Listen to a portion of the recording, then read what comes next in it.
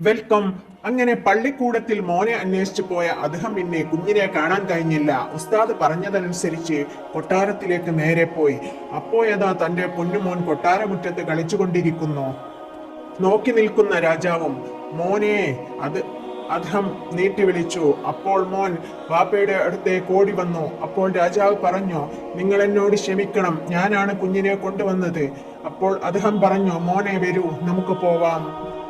രാജാവ് പറഞ്ഞു, ഞാൻ അങ്ങയുടെ കാല് പിടിക്കാം, ദയവ് ചെയ്ത് ഈ കുഞ്ഞിനെ കൊണ്ടുപോകരുത്. എന്റെ മോളുടെ മുഖഛായയും ശബ്ദവുമുള്ള ഈ കുഞ്ഞിനെ ഇവിടെ നിർത്താം, എന്റെ ഭാര്യക്കൊരു സമാധാനമാവും. അപ്പോൾ അദ്ദേഹം പറഞ്ഞു, അത് പറ്റില്ല, എന്റെ ഭാര്യ അവനെ കൊട്ടാരത്തിൽ നിർത്താൻ ഉദ്ദേശിക്കുന്നില്ല. അവനെ പഠിക്കാൻ വേണ്ടി മാത്രമാണ് പള്ളിക്കൂടത്തിലേക്ക് കൊണ്ടുവന്നത്. ഞാൻ അവനെ കൊണ്ടുപോകും. അപ്പോൾ രാജാവ് പറഞ്ഞു, എന്നാൽ ഞാനും വരാം നിങ്ങളോട് കൂടെ, നിങ്ങളുടെ ഭാര്യയുമായി ഞാൻ സംസാരിക്കാം. അദ്ദേഹം പറഞ്ഞു, അത് തീരെ പറ്റില്ല, നിങ്ങൾക്ക് കാണാൻ പറ്റിയ ഒരാളല്ല എന്റെ ഭാര്യ. അത് കേട്ട് രാജാവ് അന്തം വിട്ടു. അതെന്താ, എന്റെ അധികാര പരിധിയിലുള്ള ആളുകളെ എനിക്കൊരാവശ്യം വന്നാൽ കാണാൻ പറ്റില്ലെന്നോ? അതെന്തുകൊണ്ടാണ്?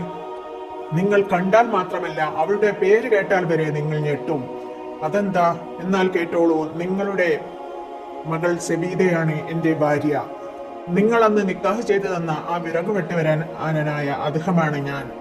രാജാവിന്റെ കണ്ണുകൾ തുറിച്ചു വന്നു. അതെന്തായാലും ഉണ്ടാവില്ല, എന്റെ മകളെ ഞാൻ മറമാടി ഈ കൈ കൊണ്ടാണ് 3 പിടി മണ്ണ് വാരി ഞാൻ അവസാനമായി ഇട്ടത്. അതിനുശേഷമാണ് ഞാൻ തിരിച്ചു വന്നത്. എന്നാൽ കേട്ടോളൂ, അത് അവൾ തന്നെ ജീവിച്ചിരിക്കുന്നുണ്ട്, അവൾ മരിച്ചിട്ടില്ല. നടന്ന ബാക്കി കഥകളെല്ലാം അദ്ദേഹം റളിയല്ലാഹു അൻഹു രാജാവിനോട് വിവരിച്ചു. രാജാവ് അത് കേട്ട് ചിരിക്കണോ കരയണോ എന്നറിയാത്ത അവസ്ഥയിലായിപ്പോയി. റാണിയും ഉള്ളിൽ നിന്ന് ഇതെല്ലാം കേൾക്കുന്നുണ്ടായിരുന്നു. ഇരുവർക്കും വളരെ സന്തോഷമായി. അവർ ഇബ്രാഹിമിനെ വാരിയെടുത്ത് കെട്ടിപ്പിടിച്ച് ഉമ്മ കൊടുത്ത് അവർക്ക് മതിയായില്ല. അങ്ങനെ അവർ രണ്ടുപേരും ബുഹാറ പർവ്വതത്തിലെ ചെറ്റക്കുടിലേക്ക് അദ്ദേഹത്തിന്റെയും കുഞ്ഞിന്റെയും കൂടെ പോയി. നേരം ഇരുട്ടിയിട്ടും മകനെയും ഭർത്താവിനെയും കാണാത്ത വിഷമത്തിൽ വാതിലിന്റെ അവിടെ നിന്ന് മലയുടെ താഴേക്ക് നോക്കി നിൽക്കുകയായിരുന്ന സബീദ കണ്ടത്, ഭർത്താവിന്റെയും മകനിന്റെയും കൂടെ വേറെയും 2 പേർ മല കയറി വരുന്നുണ്ട്. ആരാണത്? അവൾ ആകാംക്ഷയോടെ നോക്കി. പഠിച്ചവനെ, അത് എന്റെ ഉമ്മയും ഉപ്പയുമാണല്ലോ. എല്ലാവരും വിവരം അറിഞ്ഞോ? അവൾക്ക് നിൽക്കക്കൊള്ളില്ലാതെയായി. അവൾ പാഞ്ഞു പോയി യാന്ത്രികമെന്നോണം അവരുടെ അടുത്തേക്ക് നീങ്ങി. അവർ മകളെ കണ്ടപ്പോൾ കരഞ്ഞുകൊണ്ടുവന്ന് കെട്ടിപ്പിടിച്ചു. കുറെ നേരം ആർക്കുമൊന്നും മിണ്ടാൻ കഴിഞ്ഞില്ല. എല്ലാവരും കരയുകയായിരുന്നു, സന്തോഷത്തോടെയും സങ്കടത്തോടെയുമുള്ള കരച്ചിൽ. അതിനുശേഷം രാജാവ് ചോദിച്ചു, മകളെ, നിനക്ക് ഞങ്ങളെ ഒന്ന് വിവരം അറിയിച്ചുകൂടായിരുന്നോ? ഇത്രയും കാലം ഞങ്ങൾ കരഞ്ഞു കരഞ്ഞ് കണ്ണീർ വറ്റി ജീവിക്കുകയല്ലായിരുന്നോ? രാജകുമാരിയായ നീ ഈ കാട്ടിലെ പുൽക്കുടിലിൽ ഇത്രയും കാലം ജീവിക്കേണ്ടതുണ്ടായിരുന്നോ മകളെ? എല്ലാം കേട്ട് മൗനമായി നിന്ന സബീദ അദ്ദേഹമിന്റെ മുഖത്തേക്കും മാതാപിതാക്കളുടെ മുഖത്തേക്കും മാറി മാറി നോക്കി. പഠിച്ചവനെ, ഇനി എന്ത് ചെയ്യും? അപ്പോഴാണ് അദ്ദേഹം പറഞ്ഞത്, സബീദ, നീ ഇവരുടെ കൂടെ പോയിക്കോ. നിന്നെ കാണാതെ ഇത്രയും നാൾ വിഷമിച്ചു നിന്ന മാതാപിതാക്കളുടെ കൂടെ നീ ഇനി ഉള്ള കാലം സന്തോഷമായി ജീവിച്ചോ. ഞാനും ഇടയ്ക്കിടയ്ക്ക് അങ്ങോട്ട് വരുന്നുണ്ട്, കുഞ്ഞിനെയും കൂട്ടിക്കോ. അങ്ങനെ സബീദയെയും കുഞ്ഞിനെയും കൂട്ടി അവർ വളരെ സന്തോഷത്തോടെ കൊട്ടാരത്തിലേക്ക് പോയി. എല്ലാവരും വിവരമറിഞ്ഞു. എല്ലാവർക്കും വളരെ സന്തോഷമായി. അങ്ങനെ ഇബ്രാഹിം കൊട്ടാരത്തിൽ എല്ലാവരുടെയും ഓമനയായി സർവാഡംബര വിഭൂഷണനായി വളരാൻ തുടങ്ങി. അദ്ദേഹം ഇടയ്ക്കിടയ്ക്ക് കൊട്ടാരത്തിൽ വരും. പക്ഷേ കൊട്ടാരത്തിനുള്ളിലേക്ക് കയറാൻ അയാൾക്ക് സാധിക്കില്ലായിരുന്നു. അയാൾക്ക് ആഡംബരങ്ങളൊന്നും ഇഷ്ടമായിരുന്നില്ല. സബീദയെയും കുഞ്ഞിനെയും അയാൾ മുറ്റത്ത് വെച്ച് കാണും, എന്നിട്ട് ഉടൻ തന്നെ തിരിച്ചു പോകും. അങ്ങനെയായിരുന്നു പതിവ്. എപ്പോൾ അദ്ദേഹമിനെ കണ്ടാലും കുഞ്ഞ് ബാപ്പ എന്ന് പറഞ്ഞ് ഓടിപ്പോയി കെട്ടിപ്പിടിക്കുക പതിവായിരുന്നു. കുറെ നാളുകൾ അങ്ങനെ കഴിഞ്ഞു പോയി. ഇബ്രാഹിം വളരാൻ തുടങ്ങി. അദ്ദേഹം വന്നിട്ട് കുറെ ദിവസങ്ങളായി. അങ്ങനെ അദ്ദേഹമിനെ കാണാതായപ്പോൾ ഇബ്രാഹിമും സബീദയും മലമുകളിൽ കയറി നോക്കി. അപ്പോൾ അവർ കണ്ട കാഴ്ച, അവിടെ ഒരു കട്ടിലിൽ കിബിലക്ക് അഭിമുഖമായി അദ്ദേഹം മരിച്ചു കിടക്കുന്നു. ഇന്നാ ലില്ലാഹി വ ഇന്നാ ഇലൈഹി റാജിഊൻ. ഹൃദയം പൊട്ടുന്ന കാഴ്ചയായിരുന്നു അത്. അങ്ങനെ ബുഹാറ പള്ളിയിൽ സബീദക്ക് വേണ്ടി കുഴിച്ച കബറിടത്തിൽ അദ്ദേഹം റളിയല്ലാഹു അൻഹുവിനെ മറവ് ചെയ്തു. രാജകുമാരിയായ സബീദ ബീവിയെയും വിറകുവെട്ടുകാരനായ അദ്ദേഹം റളിയല്ലാഹു അൻഹുവിനെയും അള്ളാഹു യോജിപ്പിച്ചത് ഇബ്രാഹിം ഇബ്നു അദ്ഹം എന്ന ഒരു ചരിത്ര പണ്ഡിതനെ സൃഷ്ടിക്കാൻ വേണ്ടിയായിരിക്കാം. ലോകം ഇന്നും അറിയപ്പെടുന്ന വാഴ്ത്തപ്പെടുന്ന ആ ഒരു മഹാപ്രതിഭ അവരിലൂടെയാണല്ലോ ഈ ലോകത്തിന് കിട്ടിയത്. കാലങ്ങൾ കഴിഞ്ഞു പോയി. ഇബ്രാഹിം എന്ന കുഞ്ഞ് ഇപ്പോൾ വളർന്നു വലുതായിക്കൊണ്ടിരിക്കുകയാണ്. മൻസൂർ രാജാവ് രാജകാര്യങ്ങളിലെല്ലാം ഇബ്രാഹിമിനെ ഇടപെടുത്തി. ആ കുഞ്ഞ് അതീവ സുന്ദരനും അതീവ ബുദ്ധിശാലിയുമായ ഒരു യുവകോമളനായി വളർന്നു വന്നു. കൊട്ടാരത്തിലെ അത്യാഡംബരങ്ങളിൽ ജീവിക്കുന്ന ഇബ്രാഹിമിനെ കാട്ടിലെ ജീവിതം ഒരു പക്ഷേ മറന്നുപോയിട്ടുണ്ടാവും. കുതിരസവാരിയും വനത്തിലെ നായാട്ടും അദ്ദേഹത്തിന് ഇഷ്ടപ്പെട്ട ഹോബിയായിരുന്നു. അദ്ദേഹത്തോടൊപ്പം അശ്വാരൂഢരായ 20 പടയാളികളും എപ്പോഴും യാത്രയിൽ ഉണ്ടാവുമായിരുന്നു. ചെറുപ്രായത്തിൽ തന്നെ ഗുണനിലവാരമുള്ള ഉന്നത പണ്ഡിതന്മാരിൽ നിന്നും അദ്ദേഹത്തിന് വിദ്യാഭ്യാസം കരസ്ഥമാക്കാൻ കഴിഞ്ഞിരുന്നു. ഇബ്രാഹിമിന് 27 വയസ്സായപ്പോൾ അദ്ദേഹത്തിന്റെ പിതാമഹൻ മൻസൂർ രാജാവ് ഈ ലോകത്തോട് വിട പറഞ്ഞു. അതിനുശേഷം സബീദ രാജകുമാരി ആയിരുന്നു ആവേണ്ടത്. അവർ ഇബ്രാഹിമിനെ രാജാവാക്കി പ്രഖ്യാപിച്ചു. സർവ അധികാരങ്ങളും കിട്ടിയതിൽ പിന്നെ ഇബ്രാഹിം മറ്റൊരാളായി തീരുകയായിരുന്നു. അയൽ രാജ്യങ്ങളെല്ലാം വെട്ടിപ്പിടിക്കുന്നതിൽ അതിന് പ്രത്യേക ശ്രദ്ധയായിരുന്നു. രക്തച്ചൊരിച്ചിലുകൾ നടത്തി പല രാജ്യങ്ങളും അദ്ദേഹം വെട്ടിപ്പിടിച്ചെടുത്തു. താൻ അജയ്യനാണ്, തന്നോളം വലിയ മറ്റൊരാൾ ഇല്ല എന്ന ഒരു അധികാരഭാവമായിരുന്നു അദ്ദേഹത്തിന്. സുഖലോലുപതയിൽ അദ്ദേഹം ആവോളം ലയിച്ചു. താൻ എന്തു വിചാരിച്ചാലും നടക്കും. അദ്ദേഹം തന്റെ സൂഫിയായ പിതാവിനെയും അള്ളാഹുവേയും മൊത്തമായി മറന്നതുപോലെയായിരുന്നു അദ്ദേഹത്തിന്റെ പെരുമാറ്റം. അധികകാലം വേണ്ടി വന്നില്ല. ചക്രവർത്തിയുടെ പേരും പ്രശസ്തിയും ശൗര്യവും നാടായ നാടെല്ലാം അറിയാൻപ്പെടാൻ തുടങ്ങി. എല്ലാവർക്കും ഇബ്രാഹിം എന്ന പേര് കേൾക്കുമ്പോൾ തന്നെ പേടിയായി തുടങ്ങി. പലരും യുദ്ധം ചെയ്യാതെ കീഴടങ്ങി. ഐഹിക ജീവിതം സുഖലോലുപതയുടെ പര്യായമാക്കി ആ ചക്രവർത്തി മതിച്ചു രസിച്ചു ജീവിച്ചു. അങ്ങനെ അഹന്തയിൽ മുങ്ങിയ രാജാവിന് ഈ സുഖസൗകര്യങ്ങളെല്ലാം കേവലം നൈമിഷികമാണെന്നൊരു ചിന്ത തീരെ ഉണ്ടായിരുന്നില്ല. അങ്ങനെ മതോന്മത്തനായി ഒരുപാട് വർഷങ്ങൾ കഴിഞ്ഞപ്പോൾ ഒരു ദിവസം അദ്ദേഹം വിശ്രമത്തിനായി തന്റെ അന്തപുരത്തിലെ റൂമിലേക്ക് പോയതായിരുന്നു.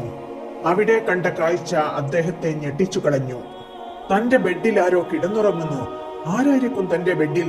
അദ്ദേഹം സൂക്ഷിച്ചു നോക്കിയപ്പോൾ കയ്യിൽ ഒരു ചൂലുമുണ്ട്. അവിടുത്തെ വേലക്കാരി ആണതെന്ന് പെട്ടെന്ന് അദ്ദേഹത്തിന് മനസ്സിലായി. അദ്ദേഹത്തിന് ദേഷ്യം അടക്കാൻ കഴിഞ്ഞില്ല. തന്റെ പട്ട് പോലെയുള്ള പൂമത്തയിൽ ഇവിടെ കേവലം ഒരു ജോലിക്കാരി വന്ന് കിടന്നുറങ്ങുന്നു. താൻ ആരാണ്? അവൾ ആരാണ്? അദ്ദേഹം ഓടിപ്പോയി അവളെ ആഞ്ഞടിച്ചു. വേലക്കാരി ഞെട്ടിച്ചാടി എഴുന്നേറ്റു. അവൾ രാജാവിനെ തുറച്ചു നോക്കി. രാജാവ് അവളെയും ദേഷ്യത്തോടെ നോക്കി. ആ സമയത്ത് അവൾ പൊട്ടിച്ചിരിക്കാൻ തുടങ്ങി. ചിരി കഴിഞ്ഞപ്പോൾ അവൾ കരയാനും തുടങ്ങി. ഇത് കണ്ട് അമ്പരന്ന് രാജാവ് അവളോട് ചോദിച്ചു, നീ എന്തിനാ ആദ്യം കരഞ്ഞത് പിന്നെ ചിരിച്ചത്? അടികിട്ടിയാൽ സാധാരണ കരയാറാണല്ലേ പതിവ്? അപ്പോൾ അവൾ പറഞ്ഞു, മഹാരാജാവേ, അങ്ങനോട് ക്ഷമിക്കണം. ഞാൻ ഈ റൂം അടിച്ചു വരാൻ വന്ന സമയത്ത് അങ്ങയുടെ ബെഡിലൊന്ന് മെല്ലെ തടവി നോക്കി. അപ്പോൾ അതിന്റെ മിനുസം കണ്ടപ്പോൾ എനിക്കൊന്ന് ഇരിക്കാൻ തോന്നി. അങ്ങനെ ഞാൻ ഇരുന്നപ്പോൾ ഒന്ന് കിടക്കാൻ തോന്നി. അങ്ങനെ ഒന്ന് കിടന്നപ്പോൾ ഞാൻ അറിയാതെ സുഖം കൊണ്ട് ഉറങ്ങിപ്പോയതാണ്. അതിന് നീ എന്തിനാ ചിരിക്കുന്നത്? മഹാരാജാവേ, ഞാൻ വിചാരിച്ചു ഞാൻ ഇവിടെ ഉറങ്ങിപ്പോയത് കൊണ്ട് അങ്ങനെ കൊല്ലുമെന്ന്. എന്റെ ഉടലിൽ തല ഉണ്ടാവില്ലെന്നാണ് ഞാൻ കരുതിയത്. പക്ഷെ അങ്ങനെ ഒരു അടി അടിച്ചിട്ടേ ഉള്ളൂ. അതുകൊണ്ടാണ് ഞാൻ ചിരിച്ചു പോയത്. ഞാൻ വിചാരിച്ചതിലും വളരെ നിസ്സാരമായിട്ടാണ് നിങ്ങൾ എനിക്ക് ശിക്ഷ നൽകിയത്. അതുകൊണ്ടാണ് ഞാൻ ചിരിച്ചത്. ഞാൻ വളരെ കുറച്ചു സമയം ഇവിടെ ഒന്ന് വഴങ്ങിയപ്പോൾ എന്റെ യജമാനനായ എന്നെ നിങ്ങൾ അടിച്ചു. അപ്പോൾ ഇവിടെ സ്ഥിരമായി കടന്നുറങ്ങുന്ന നിങ്ങളെ നിങ്ങളുടെ യജമാനനായ അള്ളാഹു എത്ര ശിക്ഷിക്കുമെന്നോർത്തിട്ടാണ് ഞാൻ കരഞ്ഞു പോയത്. ആ വാക്കുകൾ ഇബ്രാഹിമിന്റെ മനസ്സിൽ കൂരമ്പുകളായി തറച്ചു. അയാൾ തലതാത്തിയിരുന്നു പോയി. ഇബ്രാഹിം ഇബ്നു അദ്ഹം റളിയല്ലാഹു അൻഹുവിനെ പ്രസവിച്ചത് മക്കയിൽ വെച്ചാണല്ലോ. അവിടെ കാബാലത്തിന്റെ മുറ്റത്ത് മുട്ടുകുത്തിയിരുന്ന് സബീദയും അദ്ഹമും അള്ളാഹുവിനോട് കരഞ്ഞു പ്രാർത്ഥിച്ചതാണ് തങ്ങളുടെ പുത്രനെ ഇരുലോക വിജയിയായ ഒരു മകനാക്കാൻ വേണ്ടി. തീർച്ചയായും അള്ളാഹു ആ പ്രാർത്ഥന സ്വീകരിക്കാതിരിക്കുകയില്ല. ആ പ്രാർത്ഥന സ്വീകരിച്ചതിന്റെ ലക്ഷണങ്ങൾ ഇപ്പോൾ തന്നെ കണ്ടു തുടങ്ങി. ഇബ്രാഹിം രാജാവ് തലയും താഴ്ത്തി നേരെ സിംഹാസനത്തിൽ പോയിരുന്നു ചിന്തിക്കാൻ തുടങ്ങി. ചിന്തിച്ച് എത്ര നേരം കഴിഞ്ഞിട്ടും ചിന്തകൾ വിട്ടുമാറിയില്ല. താൻ ഇതുവരെ ജീവിച്ച് സുഖിച്ച എല്ലാം ഓർത്തോർത്ത് അയാൾക്ക് കുറ്റബോധം അടക്കാൻ കഴിഞ്ഞില്ല. നാളുകൾ കഴിഞ്ഞു പോയി. ഇപ്പോൾ ചക്രവർത്തി പഴയ ആളല്ല. ഭരണകാര്യങ്ങളിലും ആഡംബരങ്ങളിലുമൊന്നും ഇപ്പോൾ ഒരു ശ്രദ്ധയുമില്ല. എപ്പോഴും ചിന്തിച്ചിരിക്കലാണ്. അതേപോലെ ഖുർആൻ പാരായണം. അദ്ദേഹം ഇപ്പോൾ രാവും പകലും ഇബാദത്തുകളിൽ മുഴുകി ലയിച്ചിരിക്കുകയാണ്. അങ്ങനെ ഒരു ദിവസം ഖുർആൻ പാരായണം ചൊല്ലിയിരിക്കുമ്പോൾ പുറത്തുനിന്ന് വലിയ ബഹളം കേൾക്കുന്നു.